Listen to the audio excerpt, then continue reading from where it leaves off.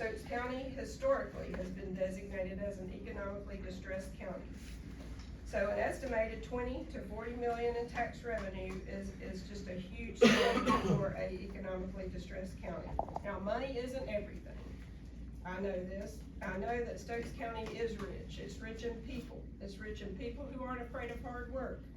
It's farmers who still work from sun up to sundown.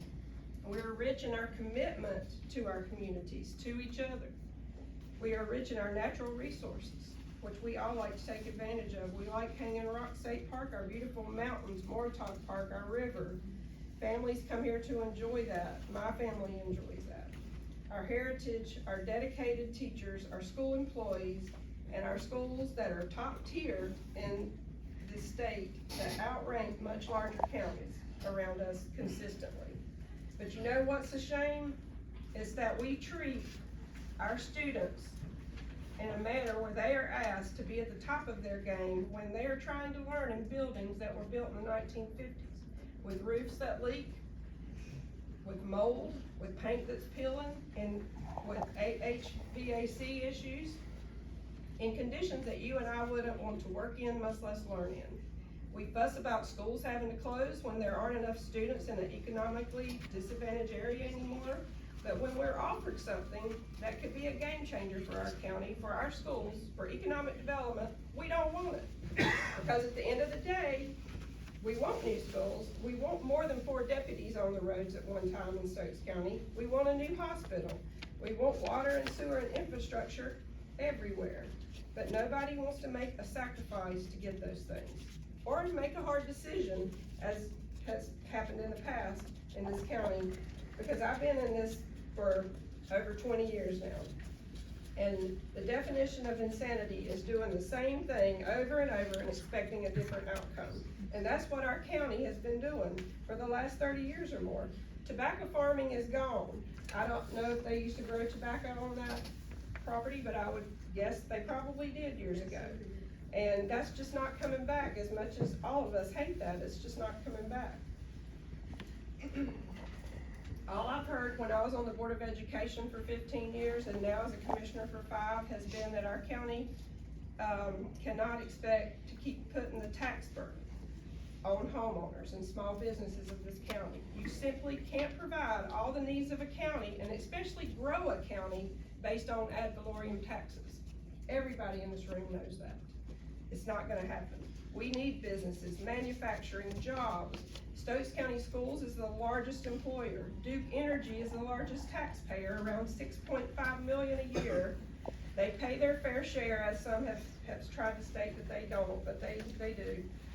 In the Winston-Salem Journal on Sunday, December 28th, John Boyd was interviewed. Stokes County, yes, and I'm not pushing back to the point that what Commissioner Morris is saying is wrong, because I mean, a lot of it's facts or is correct. And unfortunately, that's kind of where the industry has went. And I'll be honest with you, my wife and I, we have 2 different views of what I wanted in the property and what she wanted in the property. It took about a year to find the right property. But looking for land that's got water, and to where I want some views, and I want rolling hills for my cattle and my horses, and to be able to, you know, have some peace. We didn't look at one place in Walnut Cove or Pine Hall. The realtor, Carolina Farms, never took us there. Because I mean, that's what my wife and I wanted. And so I guess part of my thing is, so the people that were living there before the corridor was established, I have sympathy for them. I also have sympathy for the property owner, because the property owner has every right to do whatever they want to do with per zoning, and to get it, you know, to get it rezoned if it's not proper. I don't have any doubt that Drew will not do what he said. I'm not here to say, the only thing I did have some questions on is when I asked about the noise, you know, the type of noise.